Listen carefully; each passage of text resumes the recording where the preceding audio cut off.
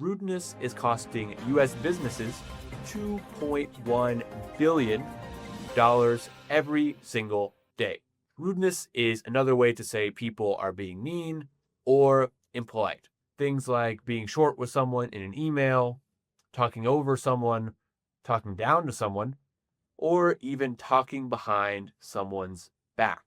But what do all these phrases mean? And how is rudeness so dang expensive? Well, stick around and find out in today's episode.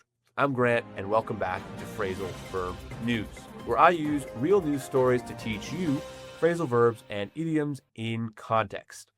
First, I'll talk about the story and then explain each phrasal verb with examples. Y también les voy a dar una breve explicación en español para que todos puedan entender. Let's get started. So, the Society for Human Resource Management recently published a study showing that rudeness costs businesses $2.1 billion a day.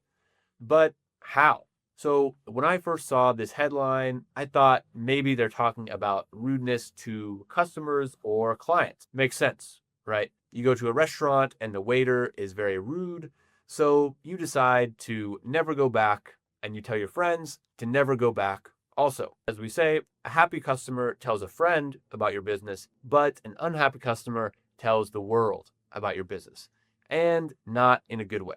But to my surprise, this study is actually about rudeness between coworkers. They say there are over 208 million rude actions in the workplace every day.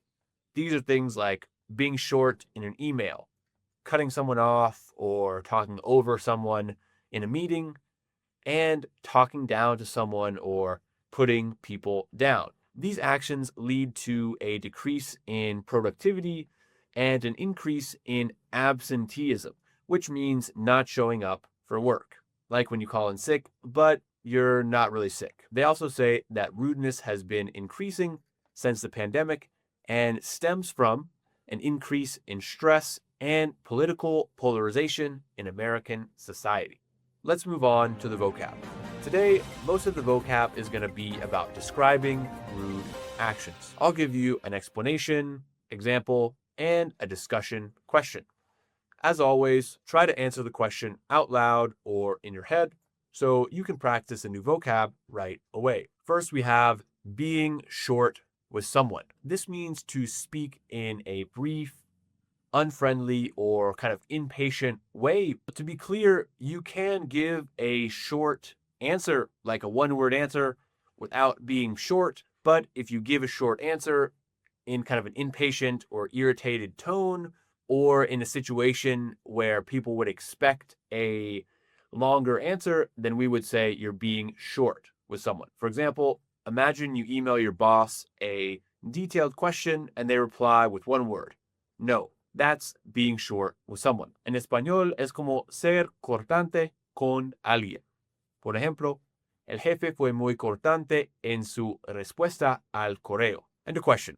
Has anyone ever been short with you in a message or email? How did it make you feel? And one more thing, you can also be short in spoken English as well, not only in email. Next, we have cut someone off or talk over someone. This just means to interrupt while someone else is speaking. And there is a small difference because when you talk over someone, typically someone's talking and you start talking a little louder and they continue talking and you kind of keep talking. So you're talking over them, and to cut someone off just kind of means to tell someone to stop so you can speak. For example, you're in a meeting and you start to share an idea and your coworker immediately cuts you off and starts talking over you. Very rude, impolite behavior. En español es como interrumpir o hablar por encima de alguien.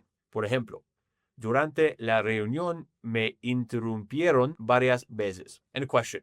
In your company, is it common for people to cut each other off in meetings? Next, we have talk down to someone. This means to speak as if the other person is less intelligent or less important. For example, you ask your manager a question and he explains it to you in a slow, exaggerated way, like you're stupid or like you're a child. That's talking down to someone. En español es como hablar con condescendencia o tratar como inferior.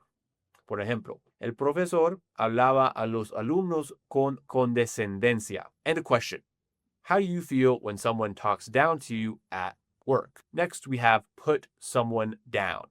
This means to insult, criticize, or make someone feel small. For example, a coworker laughs at your presentation and says, "Wow, I could have done that better in 5 minutes." That's putting you down. En español es como menospreciar o humillar. Por ejemplo, el jefe me menospreció delante de todos. And the question: what's the best way to react when someone puts you down? Next, we have to talk behind someone's back. This means to say negative things about someone when they aren't present. For example, you see two colleagues are smiling at you in the office, but later you hear that they were complaining about you to the boss. That's talking behind your back. Español es como hablar a espaldas de alguien. Por ejemplo, se enteró de que hablaban a sus espaldas en la oficina. The question: why do you think people talk behind each other's backs at work instead of addressing problems directly? And the last one is stem from. This means to come from or be caused by something. For example, the study says that workplace rudeness stems from stress, politics, or even online arguments that spill over into the office. En español es como provenir de o originarse en. Por ejemplo, el problema proviene del exceso del estrés en el trabajo. And the question: do you think most workplace conflicts stem from personal issues or professional disagreements? So to wrap up, rudeness in the workplace isn't just bad manners. It's expensive. When people are short in emails, cut each other off in meetings, talk down to colleagues, put others down, or talk behind each other's backs, it destroys trust and it destroys productivity. As the HRM study shows, those small acts, multiplied millions of times a day, stem from deeper stress and divisions in society. And unfortunately, they end up costing businesses billions of dollars. The good news is there is a solution: better company culture. Leaders who model respect, listen actively, and set clear expectations can change the tone. And for us as individuals, being aware of these behaviors and choosing not to do them or to brush them off when they happen to us is the first step to making our workplaces healthier, happier, and more productive.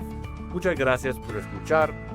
I'm Grant with Phrasal Verb News, and come back next time for more stories, more idioms, and more English.